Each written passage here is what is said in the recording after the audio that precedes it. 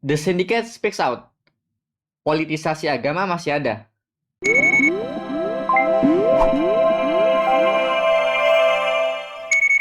Residu pemilihan kepala daerah Pilkada DKI Jakarta 2017 dan pemilihan umum 2019 masih sangat terasa.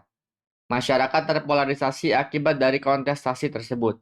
Lebih rinci, polarisasi tersebut bukan hanya didasari oleh perbedaan pilihan jagoan saat pemilu, melainkan juga didasari oleh agama.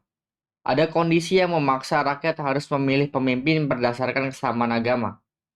Bertahun-tahun berlalu, pemilu terbaru pun hanya tinggal 2 tahun lagi.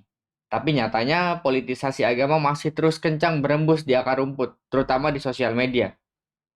Saat Idul Fitri lalu, Anies Baswedan sebagai Gubernur DKI Jakarta menginstruksikan jajarannya untuk sholat Idul Fitri di Jakarta International Stadium. Para pendukungnya di Twitter mengglorifikasi bahwa Anies Baswedan merupakan orang yang paling saleh dan sangat layak untuk menjadi pemimpin Indonesia. Beberapa pendukungnya juga menyebut apa yang dilakukan Anies itu adalah sebuah eksperimen politik yang berhasil. Tentu bagi yang tidak setuju mereka mengkritik dan bahkan mencaci maki Anies.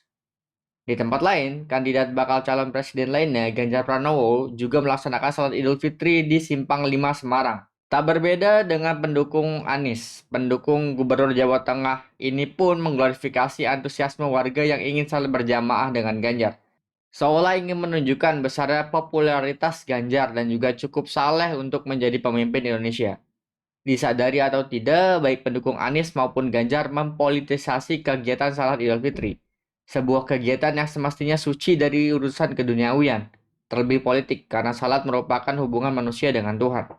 Namun ternyata politisasi agama masih sangat jamak dan laku untuk dilakukan. Hal ini tentu sebuah paradoks, sebab di berbagai macam kesempatan, para politikus dari semua partai mengakui buruknya dampak politisasi agama di pemilu 2019, yaitu polarisasi yang mengancam kesatuan dan kebinekaan Indonesia.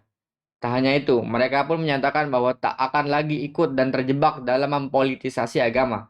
Bila memang sungguh-sungguh ingin lepas dari politisasi agama, maka dibutuhkan tindakan nyata dari tokoh dan elit politik serta para politikus. Misalnya, Anies dan Ganjar menginstruksikan pendukungnya, terutama tim pendengung atau buzzer di sosial media untuk tidak menggunakan agama sebagai barang dagangan politiknya. Pemilu 2019 sudah cukup mengajarkan bagaimana kebinekaan kita terkoyak oleh praktik politisasi agama.